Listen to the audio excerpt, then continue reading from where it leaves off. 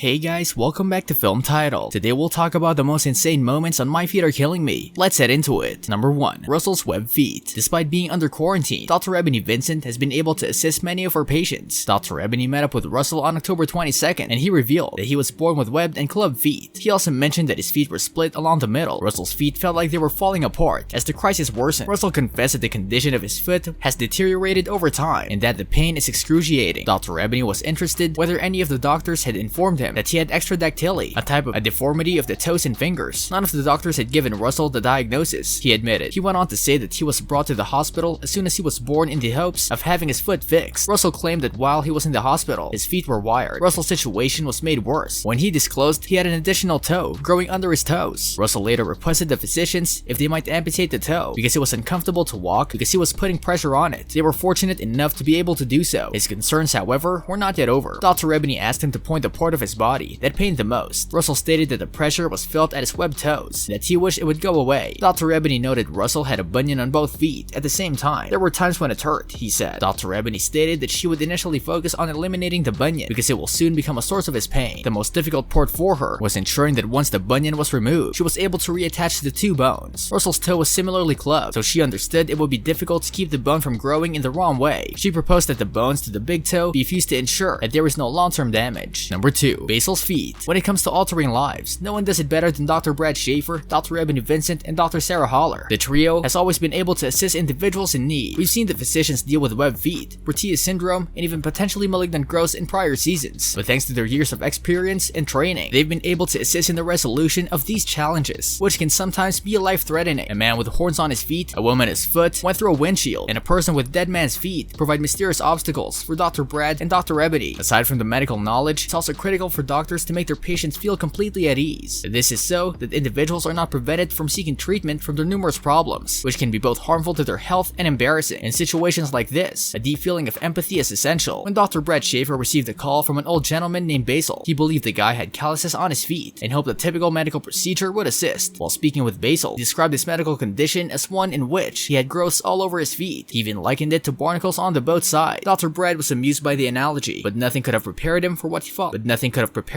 followed next. He had been warned that the scent would be strong, but he was taken aback as he ripped the patient's socks off. When Dr. Schaefer saw Basil's growth all over the sole of his foot, he described peeling the sock off as if it were Velcro. It was hard and flaky, and it was clear that it needed medical attention. He also stated that in instances like this, he's normally very calm and composed, but he wasn't expecting what he discovered, and it threw him off guard because he had never seen anything like it before. Number 3. Jacob. Medical issues are rarely preceded by a forewarning. It's possible to feel great one day and then have everything fall apart the next. This creates a frenzy in people's lives, and if these problems are not addressed properly, they can become debilitating, and Jacob Ridgway is one of the few people who can attest to that. I'm gonna skip this because I already said Dr. Ebony had a difficult task ahead of her when the procedure took place. Jacob's big toes had to be chipped and plates